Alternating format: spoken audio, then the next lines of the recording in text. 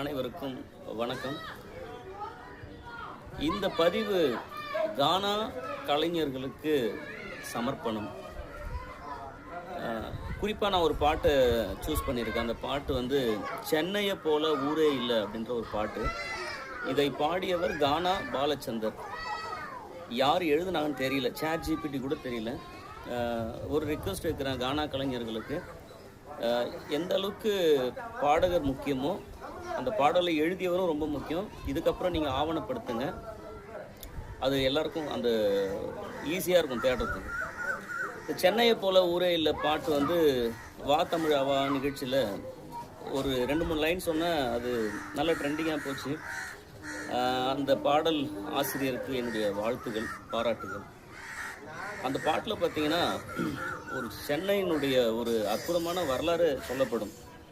அந்த பாடல் முழுநீள பாடலோன்னா நான் சொல்லிடுறேன், பாடினா உங்களுக்கு போரிங்காக இருக்கும். நான் லைன் சொல்லிடுறேன். சென்னையை போல ஊரே இல்லை, அதை எடுத்து சொல்ல ஆளா இல்லை, நீயும் நானும் வேற இல்லை, சென்னை நம்பி வாடா உள்ள, அச்சான் மச்சான் நறுக்குன்னு வாடா மச்சான் சறுக்குன்னு டோப்பு கை டருக்குன்னு கிளம்பு கிளம்பு கிளம்பு, கஞ்சா கிஞ்சா போட்டுக்கோ, கிசா கிசா ஏற்றிக்கோ, மைமா கைமா சேர்த்துக்கோ, கிளம்பு கிளம்பு கிளம்பு, உனக்கும் எனக்கும் பேச்சு இல்லை, அம்மா கையில் வாட்சி இல்லை, ஐயோ என்ன தொடாத, ஐஃபோனில் விடாத, கோழி குஞ்சு கானமா கோட்டர் விட்டா கோழி குஞ்சு நாகமா கோட்டர் விட்டா கானமா, ஜீனு விட்டா ஜினுக்குமா, புளியை போட்டு தொலைக்குமா, வியாசார்பாடி ரவுடிங்க, காசிமேடு டப்பா கஞ்சி, சென்ட்ரல் ராபரி, புளியந்தோப்பு அராத்து, ஆடு தொட்டி கருக்கல், காக்கா தோப்பு தௌலத்து, இது எல்லாம் எங்கே இருக்குது, சென்னையில் உள்ளக்குது, சொல்லும் போது நல்லா இருக்குது, ஹாப்பினஸ்ஸாக ஃபுல்லாகுது. எல்லா ஸ்டேட்டுக்காரனுக்கும் சென்னை தாண்டா மெயின், இங்கே பெட்டி கடை பானிபூரி வித்தா கூட கெயின், சென்னை நம்பி வந்தவங்க ஆயிட்டாங்க ராஜா. நல்லா கவனிங்க, சென்னை நம்பி வந்தவங்க ஆயிட்டாங்க ராஜா, சென்னையில் இருக்கிறவனை தூக்க விடுறான் குஜா. எல்லா ஸ்டேட்டுக்காரனுக்கும் சென்னை தாண்டா மெயின். சவுகார்பேட்டை சேட்டு வந்து நகை கடையை வச்சான், அந்த ஓரஞ்சாரம் எல்லாத்தையும் பாய் பிடிச்சான்.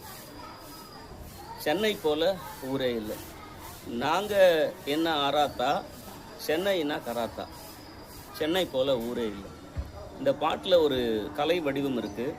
சங்க இலக்கிய பாடல்களில், குறிப்பாக பாலைத்திணை பாடல்களில், பாலைத்திணையில் வழிப்பறி செய்யக்கூடிய கள்வர்கள் இருப்பாங்க அப்படின்ற ஒரு பாடல் பதிவு தமிழ் படித்த தமிழ் ஆர்வலர்களுக்கு, ஏன் பொதுவாக தமிழ் மக்கள் எல்லாருக்கும் தெரியும்னு கூட சொல்லலாம்.